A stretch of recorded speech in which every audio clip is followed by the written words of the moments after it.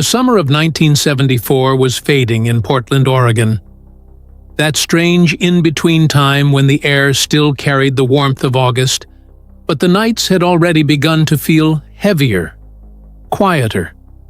17-year-old Martha Marie Morrison was one of those kids who seemed to drift between places. She was bright, funny, and wild in that restless way only teenagers can be. The kind of girl who filled every silence with laughter, but never quite stayed long enough in one place for people to really know her. She'd grown up in a fractured world, a childhood scattered across foster homes, halfway apartments, and people who promised stability but never quite delivered. Portland in the 70s wasn't an easy place for a young girl with no real safety net. There were too many doors that closed without warning, too many streets that swallowed the forgotten. And then, sometime in September 1974, Martha disappeared. No dramatic goodbye, no final phone call, no witness who could say where she went after leaving that small apartment she shared with a man she'd been seeing. A man police would later struggle to track down. She was just gone. At first, no one panicked. Martha had run away before, or at least, that's what people said. Her name didn't make the headlines. There were no missing person flyers plastered across telephone poles. It was a different time. One where girls who drifted were simply called runaways, and their absences rarely stirred much urgency. But this time was different. Weeks turned into months, and Martha never called home. No letters, no visits, no trace of her anywhere. Her friends, what few she had, told police she'd been talking about leaving the city, maybe heading north toward Washington. But that lead, like so many others, faded into nothing. Behind closed doors, her family quietly held on to hope. They believed she'd show up eventually, maybe bruised by life, but alive. They were wrong. Because only weeks after Martha disappeared, deep in Dole Valley, Washington, a quiet, forested area just across the state line, two sets of skeletal remains were found by hunters. One woman would be identified quickly, Carol Platt Valenzuela, a 19-year-old from Vancouver. The other remained a mystery. For decades, police knew the two women had died violently. They were both young, both last seen in the same region, and their remains had been dumped just a few yards apart. But the second body, the one later proven to be Martha's, had no name. She was logged simply as Jane Doe. And for 40 long years, that label, cold, impersonal, merciless, was all that existed of her. While life went on around her, her bones sat in a box in a county storage room, her DNA mislabeled, her identity misplaced, her family still wondering where she'd gone. The cruelest part wasn't that Martha died. It was that she was erased. No one knew that the girl who vanished in Portland had been found within weeks of her disappearance. No one connected her name to the body buried as a stranger.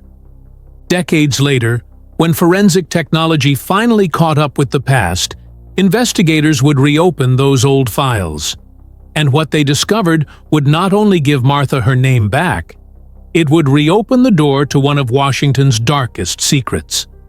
A story of mistakes, lost evidence, and a killer who hid in plain sight.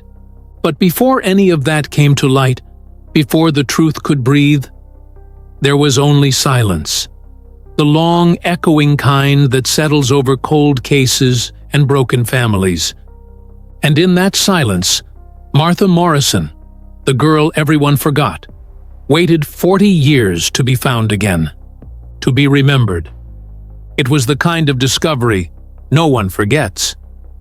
In the fall of 1974, two hunters in Dole Valley, Washington, were walking through the woods when they noticed something strange scattered near a clearing. Fragments of bone, the corner of fabric, something that didn't belong. They called the sheriff's office, and soon the quiet forest filled with police, deputies, and crime scene techs moving carefully between the ferns. What they uncovered were the remains of two young women. Both had been dumped close together, left to the elements, their stories erased by time and dirt. One victim was quickly identified as 19-year-old Carol Platt Valenzuela, who had recently gone missing from nearby Vancouver, Washington. The other had no name, no ID, no one coming forward. For investigators, that second body became a dead end almost immediately. They logged her as Jane Doe, recorded her approximate age, and collected what little evidence they could. There was no digital database, no DNA comparison, no national missing person system like today. The technology simply didn't exist to give her a name. They had two victims and almost nothing to go on. Detectives suspected the same killer, but without identification, the second woman's trail went cold before it even began. They had fingerprints, but no match. They had teeth, but no dental records to compare. Years passed, then decades. The bones that once belonged to Martha Morrison were boxed and stored, moved from one evidence room to another, sometimes mislabeled, sometimes nearly lost altogether. She became just another case number in a sea of unsolveds. Back in Oregon, her family slowly stopped talking about her. Her father never stopped searching, but he had nothing to follow. Martha's name never appeared in the newspapers again. The years folded over her memory like pages closing in a forgotten book. Meanwhile, the man suspected of killing her and Carol continued his life.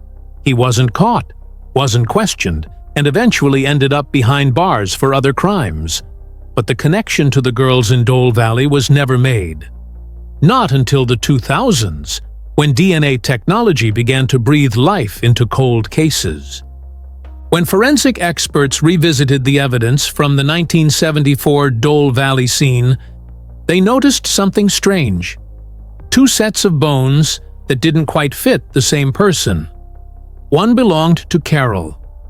The other, they weren't sure. For years, the remains had been accidentally mixed in storage, misidentified, passed over by clerks who never knew what they were holding. It would take nearly 40 years before someone double-checked the DNA. And when they did, the truth came out slowly, like a light flickering on after decades of darkness. That second body, the one no one could name, wasn't just a random Jane Doe. It was Martha Marie Morrison, the 17-year-old girl who vanished from Portland in 1974 and had been lying in that Washington forest the entire time. Her identity was confirmed through DNA in 2015, thanks to a preserved sample from her father and brother. The family that once had nothing but questions finally got an answer. But along with that relief came something darker. A realization that Martha's killer had lived free for decades. The case was suddenly alive again. And this time, detectives weren't just chasing a name, they were chasing the man who'd taken her life. The trail led straight to a familiar name, one already known to Washington state law enforcement. A man whose crimes had spanned decades. A man who'd been hiding behind bars all along.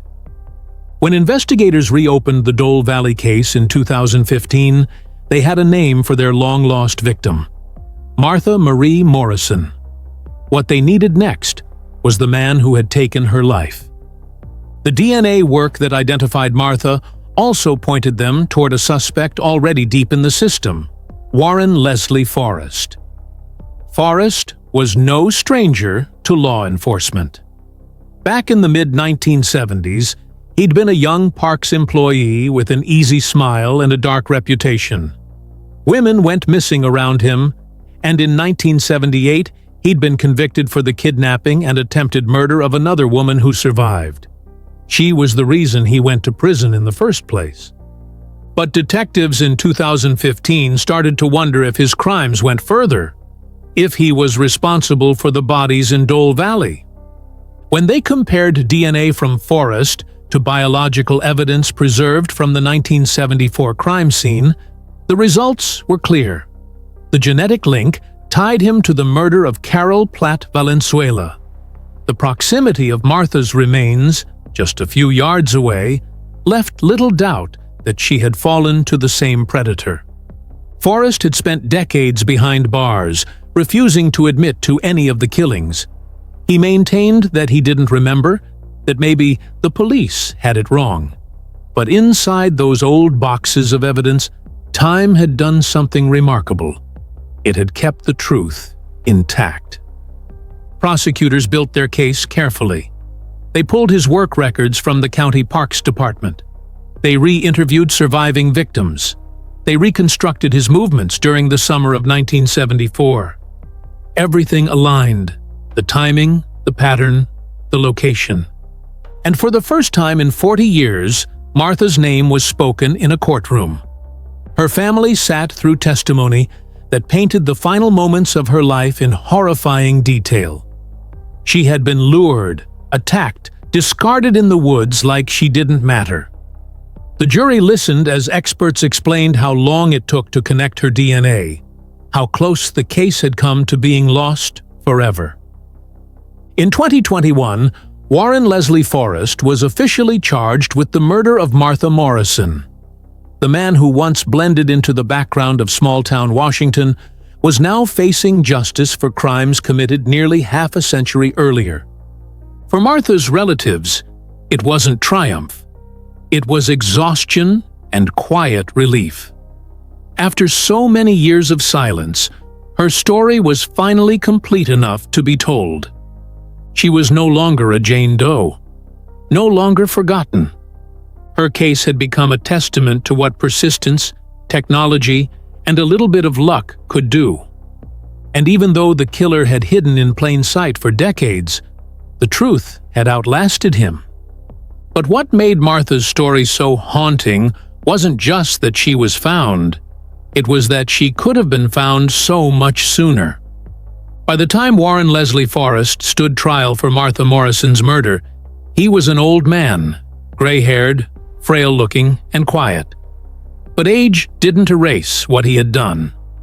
For investigators, the trial wasn't just about proving guilt. It was about finally saying Martha's name where it had never been spoken before, in a courtroom, before a jury, under oath. For decades, Forrest had denied killing anyone beyond the single victim he'd already been convicted of assaulting in 1978. He'd lived in a world of half-truths and silence, hoping time would bury his other crimes as deeply as he'd buried the girls. But the DNA evidence told a different story, one that science could no longer ignore. Witnesses testified that Forrest had a pattern. He picked up young women who were alone, often vulnerable, sometimes runaways like Martha.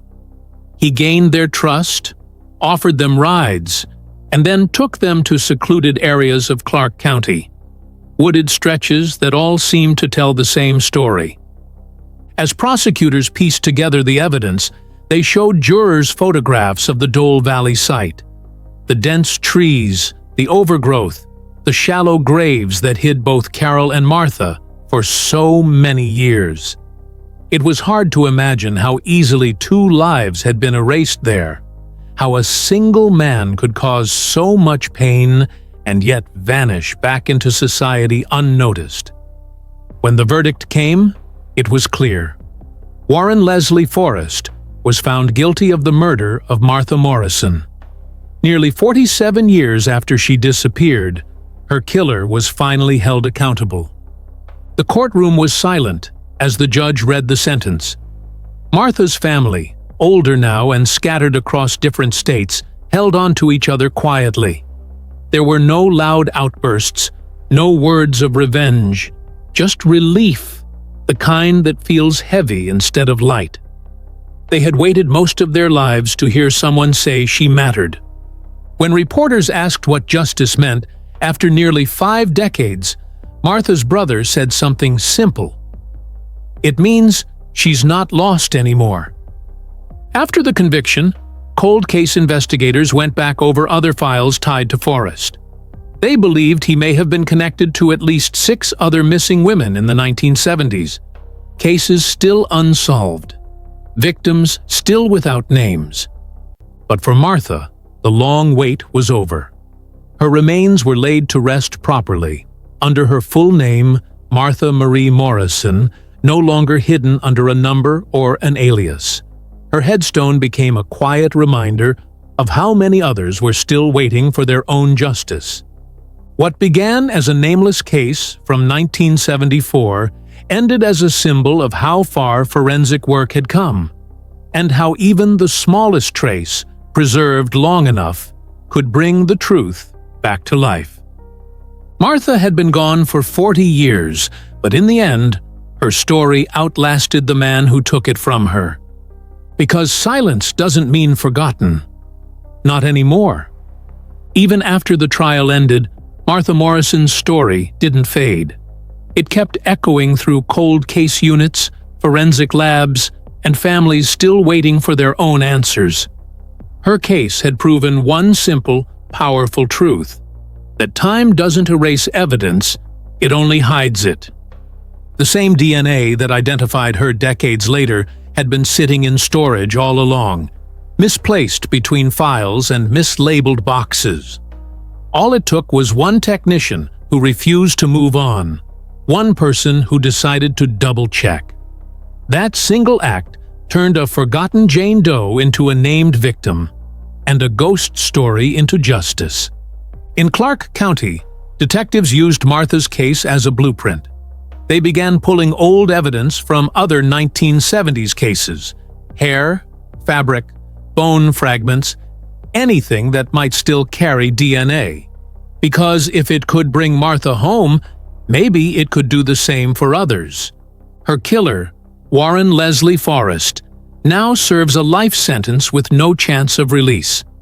The same quiet man who once drove county trucks through parks and forests had been hiding his darkness in plain sight. For decades, he'd walked free, even as families searched for daughters who never came home. But the silence that once protected him was broken the moment Martha's name was spoken in that courtroom. It wasn't just about a conviction. It was about a promise kept after 40 years of waiting. Her family finally got to say goodbye. Her name was carved into stone, not as Jane Doe, but as Martha Marie Morrison, loved, remembered, found. For investigators, she became a symbol of why they never stopped digging. For families still waiting, she became hope, proof that even after decades, the truth can still rise from the dirt. Her story is a reminder that behind every cold case number is a life, a face, and a family still listening for news that may never come. And when those stories finally surface, they don't just close a case. They speak for every person who never got to tell their own. Because Martha was once a name no one knew. But now, her story won't be forgotten again. And if her story moved you, if you believe no one deserves to vanish without being found, make sure you like this video, subscribe, and turn on notifications. Because every view, every share, every comment helps keep stories like Martha's alive. And maybe, just maybe, it helps bring someone else home. Every name deserves a voice. Every story deserves an ending. And every ending deserves to be told.